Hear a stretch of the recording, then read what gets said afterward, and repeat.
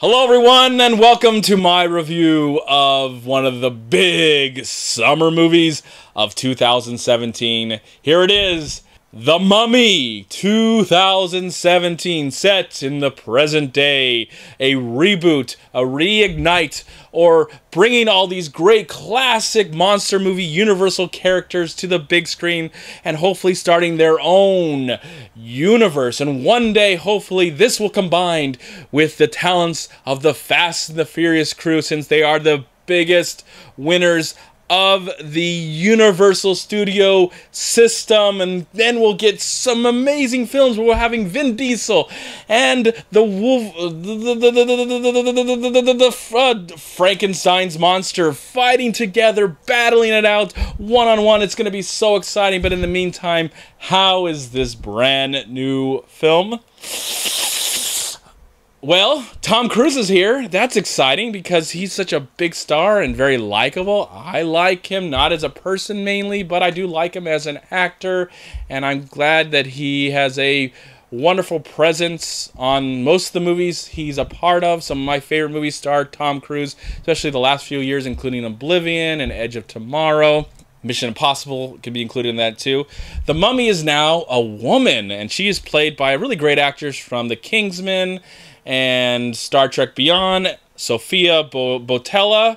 And then, of course, there's a love interest in the film played by Annabelle Wallis. And then Dr. Jekyll, maybe possibly Mr. Hyde, but Dr. Jekyll is here, played by Russell Crowe. And then, thanks to some comedy relief, possibly, hopefully, some great comedy relief, we have Jake Johnson from television and other things. You know, he was in Jurassic World, and you know, he can be funny when he wants to be. I haven't really seen him too funny in too many things, but I've seen him funny in some things. Anyways, so that rounds out the big cast. Of course, we all know what this movie is going to be about. It's called The Mummy. I didn't see it in 3D, so I don't have to worry about talking about the 3D or anything, though I'm glad I didn't see it in 3D because I saved money. And it only cost $6.25 since I waited till the deal on Tuesday.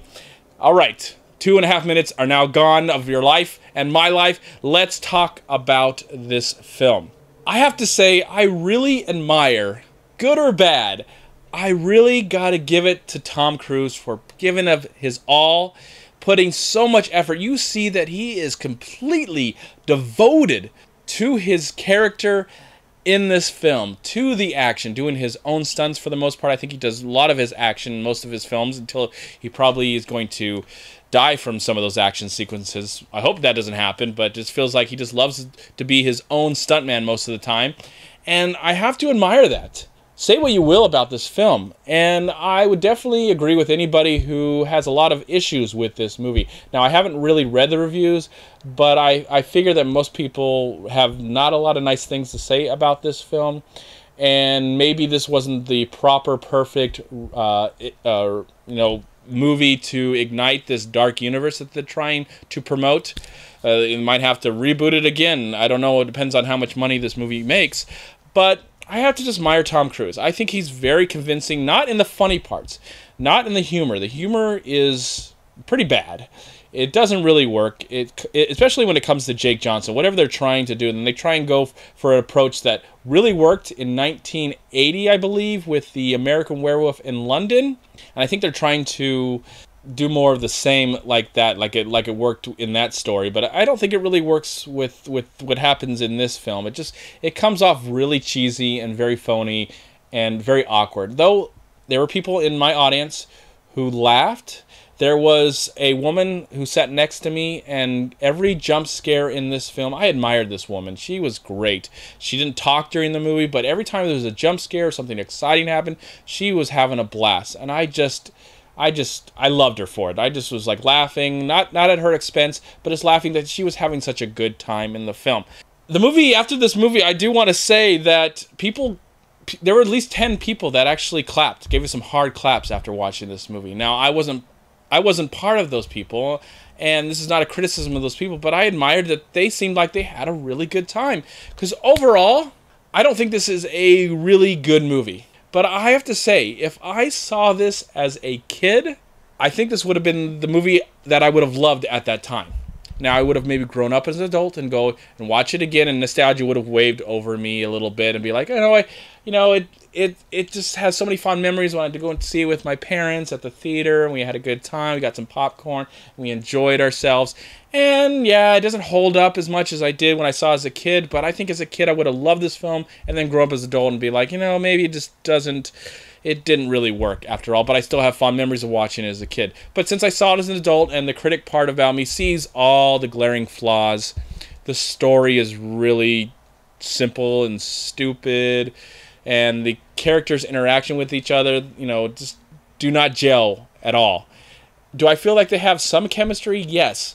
But the balance of action and the dark moments and the comedy just feel all over the place. And I enjoy the action sequences because, you know, it feels like Tom Cruise, again, is just giving us a really great performance. And he's trying his hardest to deal with a director that just can't direct, and a script that's just all over the place with tone, and it just it feels just very messy and unconvincing, and not as exciting and scary as I wanted it to be. Especially as that woman, for her it was very exciting, and I almost wanted to have that experience. Though watching this movie, I have to say I was never bored. I was consistently interested, just how absurd and ambitious it was. I admired the filmmakers for even like trying to do a bunch of things in this movie, and felt like I feel like they had a lot of what's the word I'm trying to look for? Well, they had a lot of something that I bet they believed that we can get away with that, and we can get away with that, and we can get away with that. And I don't think they got away with a lot in this movie, but in the end, now that I've seen it, and I will probably never see the film again, I was partially entertained while watching it and enjoying the experience of just seeing this weird, crazy spectacle of a summer movie that falls many times, but seems to get back up again and try again. And maybe it fails repeatedly as it's getting back up, but then when it was over and I was like, okay, I don't know what's going to happen next in this universe. I'm curious to see if they're going to have to reboot it again, or they're just going to try and just say, all right, this one didn't work, but the next films are going to work. So I really admire that the filmmakers had a lot of, the word is gone, I can't think, but they had a lot of balls.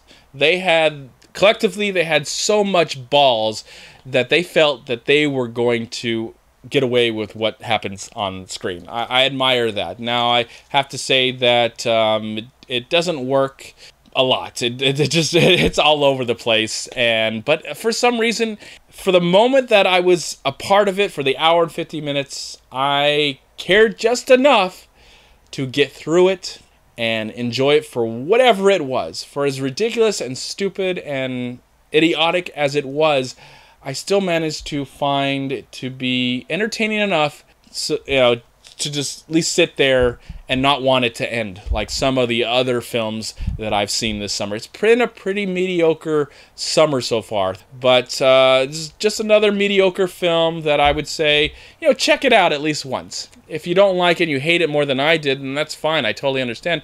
But the kid inside of me, inside my heart, who used to go to the movies with his parents, was pretty much in love tonight with the whole spectacle and the enjoyment of a big summer blockbuster. I just feel the adult in me has a lot to say. The fact that the movie just has it's not good. It's just not very productive when it comes to whatever they're going to try and do with this franchise. So I don't know what's going to happen after this. I'm very curious to see what happens.